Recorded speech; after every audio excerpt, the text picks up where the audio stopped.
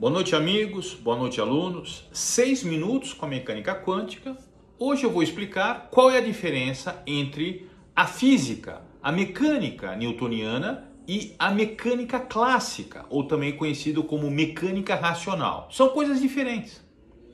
A mecânica newtoniana, como o nome se fala, é a mecânica que foi estabelecida por Isaac Newton, lá no século 17.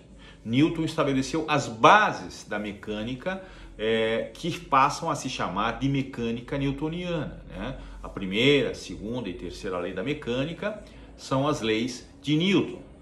Primeira lei, lei da inércia. Segunda lei, a lei da aceleração. A terceira lei, lei do impulso, ou seja, da ação e da reação. Bom, ponto. Em Newton, a segunda lei, por exemplo, diz mais ou menos o seguinte, que a aceleração de um corpo é uma relação entre a força aplicada nesse corpo pela massa, né? Ou seja, quanto maior a aceleração, maior a força aplicada. É vetorial. Então, as leis de Newton são vetoriais. A análise é vetorial. Isso é Newton. 100 anos depois, Lagrange, né, por exemplo, né, estabeleceu a mesma relação, só que de uma outra formatação. As leis de Lagrange e de Hamilton. Hamilton era um inglês, Lagrange era um francês, físicos e matemáticos do século XVIII, início do século XIX, estabeleceram outros critérios, chamados de operadores de Hamilton, operadores de Lagrange, em que a relação não é mais vetorial, é uma relação matemática diferencial em que a energia é um relacionamento de operação. É um pouco mais complexo, mas são explicados lá em mecânica clássica.